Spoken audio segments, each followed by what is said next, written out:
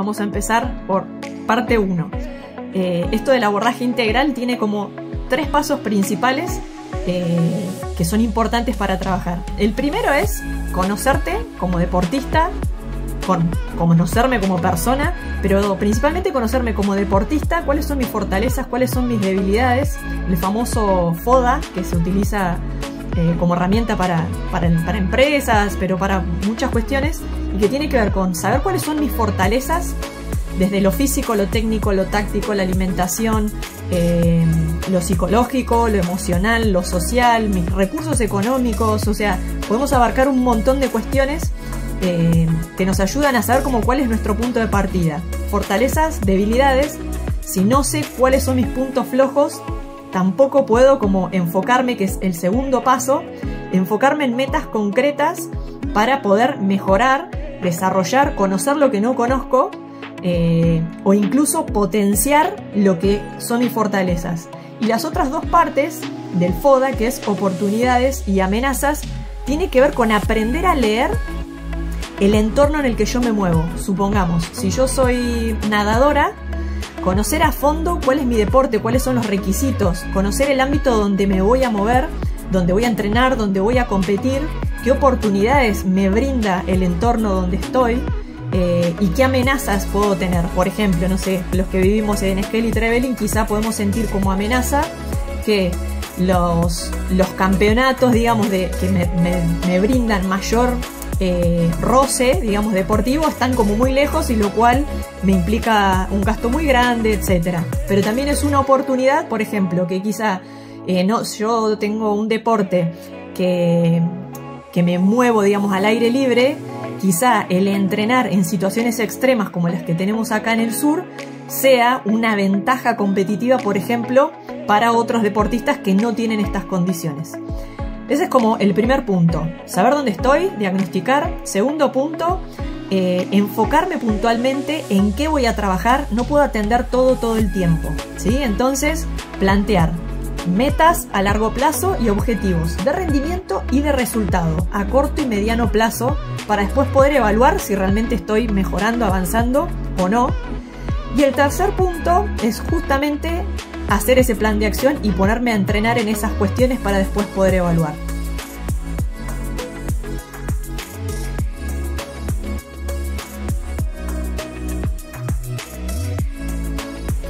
Bien, ahora yendo a lo concreto, cuando yo hablo de abordaje integral, me refiero a cuerpo, mente, emociones y espíritu. Entonces, el primer punto que tiene que ver con el cuerpo, muchas veces el deportista lo asocia a puramente el entrenamiento físico, ¿no? Si vamos a lo que mencionaba recién, de hacer un FODA o un diagnóstico de mi estado, yo puedo, si voy estrictamente a lo físico, analizar mi preparación, valga la redundancia, mi preparación física, mi preparación técnica, mi táctica, dependiendo del tipo de deporte que yo haga, pero también mi alimentación, mi nivel de recuperación, mi capacidad de relajación, mi conciencia corporal. Y acá es donde yo hago el foco, y valga la palabra, uno de los enfoques con los que yo trabajo se llama justamente focusing, y tiene que ver con aprender a identificar esa sensibilidad corporal, esa conciencia corporal que es mucho más sutil que a lo que estamos acostumbrados, a lo que está acostumbrado el deportista, que es la fatiga o el dolor, ¿no? Que eso es como muy fácil de identificar, pero muchas veces nos perdemos un montón de detalles sutiles que el cuerpo nos brinda, que son sensores de cómo está mi estado de ánimo, de cómo está mis temores, si hay pensamientos que me están como obstaculizando la respuesta orgánica, o sea, la respuesta del cuerpo. Entonces, aprender a tener esa conciencia corporal y a través de ejercicios, por ejemplo, de sensibilización, puedo despertar mucho más los sentidos para también leer el entorno, supongamos en un momento de entrenamiento o de competencia, poder, digamos, despertar y ampliar esa conciencia para tomar mejores decisiones, por ejemplo, para ser más hábil, más rápido, para tener mejor atención, concentración. Entonces, todo lo que tiene que ver con el cuerpo, la propuesta es trabajar esto de la conciencia, trabajar la sensibilización, trabajar el autorregistro. Y cuando me refiero a autorregistro, por ejemplo, es cuán conscientes somos del nivel de activación energética que tenemos. Y cuando hablo de activación energética, no es solamente la energía que yo siento física, sino la energía emocional, la energía mental, si estoy lo suficientemente lúcida o a veces estoy en un estado de una activación muy alta que me hace como estar más confundida, con menos reacción, con menos capacidad, digamos, de resolver o de tomar decisiones rápidas.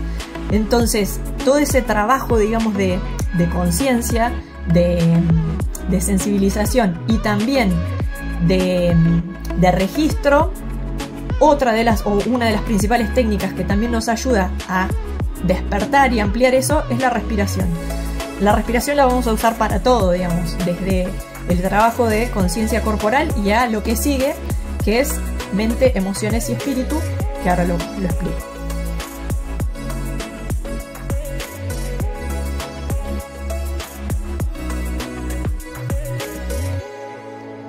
Bien, el segundo tema, o el segundo plano, por así decir, es la mente. Amplísimo el tema de la mente, y yo acá separo mente de emociones, porque en realidad en psicología, digamos, lo psicológico, perdón, tiene que ver justamente con lo mental, o lo cognitivo, o los pensamientos, las ideas, todo lo que tiene que ver con el uso del cerebro, por así decir, en los dos hemisferios. Por un lado la parte más racional, y por otro lado la parte más creativa, y cómo percibo, cómo atiendo, la capacidad de concentración que tengo, la capacidad que tengo para hacer foco, la capacidad que tengo para percibir mi entorno, la capacidad que tengo para tomar decisiones, cómo me hablo. Clave para trabajar la mente es el cómo me hablo, qué tan consciente soy de los pensamientos automáticos que tengo cuando estoy entrenando y sobre todo cuando estoy en competencia, ¿no? Como tener cada vez más conciencia de las cosas que me digo antes, durante y después de una competencia, y cómo eso me ayuda a mejorar, a crecer, a corregir, por ejemplo, errores, o me bloquea. Y muchas veces todos esos pensamientos no nos damos cuenta, y esto va afectando lo que le llamamos en el deporte el nivel de autoconfianza, que es clave para poder sostenernos, digamos, poder tener disciplina, poder sostenernos, para poder tolerar las frustraciones, para poder afrontar los desafíos. Entonces, cuando hablo de mente, me refiero a esa parte consciente e inconsciente, pero sobre todo de la cuestión más cognitiva, más de pensamiento, más de ideas, más del lenguaje, que de la parte emocional, que es el tercer punto al que ahora voy a hablar. Todo lo que tiene que ver con la mente, hay muchísimas estrategias y formas. Primero, como lo dije en los 3 pasos, es conocerme, observarme, darme cuenta de las cosas que me digo de manera inconsciente o automática, y que de golpe me di cuenta que me estoy diciendo eso, y eso tiene una afectación en el sistema nervioso y por ende automáticamente en mi reacción corporal y por ende en mis decisiones deportivas, que muchas veces pasa desapercibido, pero que va calando. Entonces, hacer consciente eso, darme cuenta de las creencias que hay detrás de cada pensamiento, ¿no? O sea, yo creo, no sé, me acabo de equivocar y me digo una barbaridad. Uy, qué estúpida, otra vez me volví a equivocar y que así no voy a llegar a ningún lado. ¿Qué creencia hay detrás de esto? ¿De que los que se equivocan no ganan, por ejemplo? Puede haber montones de creencias que son las que sostienen esto. Bueno, trabajamos sobre esas creencias, como cuál es el mapeo que tenemos y que es el que nos facilita o nos condiciona negativamente.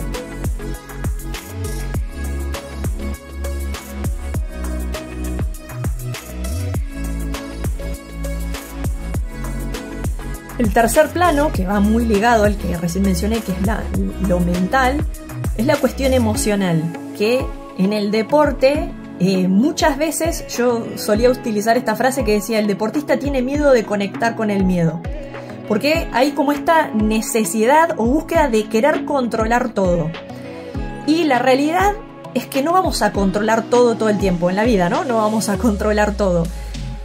Lo que tienen las emociones es que si aprendemos a pasarlas realmente por el cuerpo, tomarlas, aceptarlas, reconocerlas y aprender a regular esa energía, porque la emoción justamente es energía en movimiento, es lo que me permite ese impulso para después convertir en acción lo que yo quiero hacer, ¿no? Lo que yo pienso automáticamente liga a una emoción, que esa emoción está alojada en el cuerpo, y si yo no le doy cabida, no la registro, no la atiendo, no la veo, me estoy perdiendo de un potencial energético muy grande. Y además, si lo bloqueo, porque no quiero sentir, me da miedo, me estoy asustando, me siento presionado, me siento frustrado, me enojo, entonces no, trato de taparlo, esa energía queda bloqueada, metida adentro y obstaculiza, es un bloqueo. Entonces, de hecho, una de las técnicas que yo utilizo se llama EFT, que quiere decir, son siglas en inglés, que son técnicas de liberación emocional, que justamente son movimientos con las manos siguiendo frases, y lo que hacen es ir desbloqueando. Primero tengo que identificar cuál es el bloqueo que estoy teniendo, ir trabajando con ese desbloqueo, que es un desbloqueo energético. Cuerpo, y acá empezamos a integrar todo, ¿no? El cuerpo, la mente y las emociones están completamente ligadas. Que yo no me dé cuenta es otro tema, pero todo está ligado. Lo que yo pienso afecta en lo que yo siento, y lo que yo siento afecta en lo que yo hago, y a la inversa, ¿sí?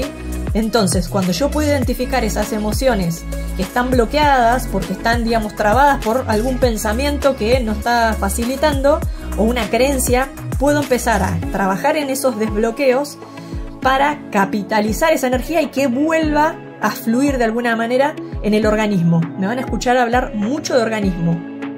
Como personas somos un organismo integrado. No es que el cuerpo va por un lado, la mente va por el otro. Si es así, es porque estamos justamente desconectados y necesitamos alinear. Y acá viene lo que para mí es como lo clave, lo más importante, que es el cuarto punto.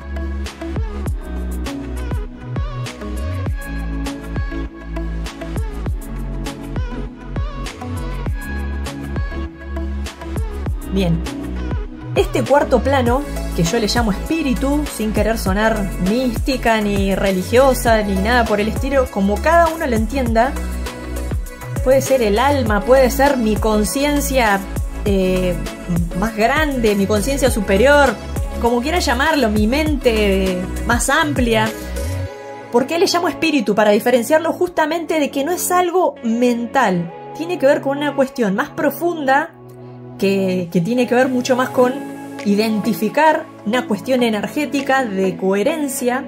Y cuando yo hablo de espíritu en el deporte, es que nos hagamos estas preguntas de ¿qué es lo que me integra a mí para poder hacer y para que me movilice lo suficiente para querer hacer esto, para lograr metas? ¿Para qué hago lo que hago? ¿Cómo integro todo eso, no? Hay un concepto que se usa mucho en deporte, que es el flow. Y el flow, o el fluir, desde mi modo de verlo, es poder integrar en coherencia cuerpo, mente y emociones en el aquí y ahora. ¿Qué quiere decir esto? Poder sentir de que hay una coherencia entre lo que pienso, lo que siento y lo que efectivamente hago en el momento justo, en el lugar indicado y con las personas correctas, ¿sí? ¿A qué me refiero con esto?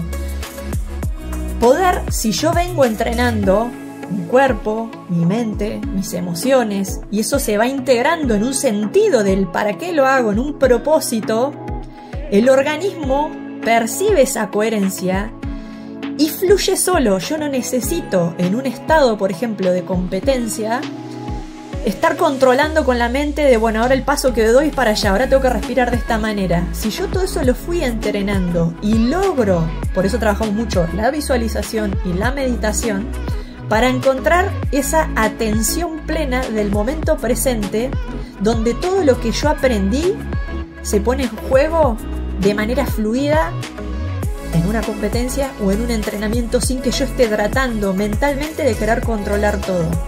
Y eso genera todo un estado emocional que le llaman como la experiencia óptima, de muchísima satisfacción, de una sensación de plenitud y de expansión corporal súper interesante. Seguro que todos alguna vez lo vivieron, Quizás yo ahora le estoy poniendo como vocabulario más técnico, si se quiere, pero un poco la propuesta en este programa que estoy ofreciendo a partir del 2 de agosto es que puedan experimentar todos estos planos, cada uno o cada una, desde sus propias expectativas, que pueda hacer su propio autodiagnóstico, su observación, que pueda ir ejercitando cada una de estas cosas, que pueda ir trabajando estas técnicas y poniéndolas a prueba para ir evaluando cómo se va sintiendo y cómo le va ayudando, y cómo, que acá me parece como lo más importante esta cuestión espiritual, cómo cada uno encontramos nuestra propia autenticidad y nuestro propio sello, ¿sí? Como personas, como deportistas, y ahí creo que está la experiencia máxima, si se quiere, espiritual o de coherencia. Ser quien realmente somos desde nuestro potencial, poder desarrollarlo en nuestra máxima expresión. Espero que se haya entendido. Traté de ser breve porque el Instagram no me dejó hacer el vivo. Voy a tratar de subirlo ahora. Y cualquier duda que tengan sobre el programa me escriben y ahí vamos a despejar.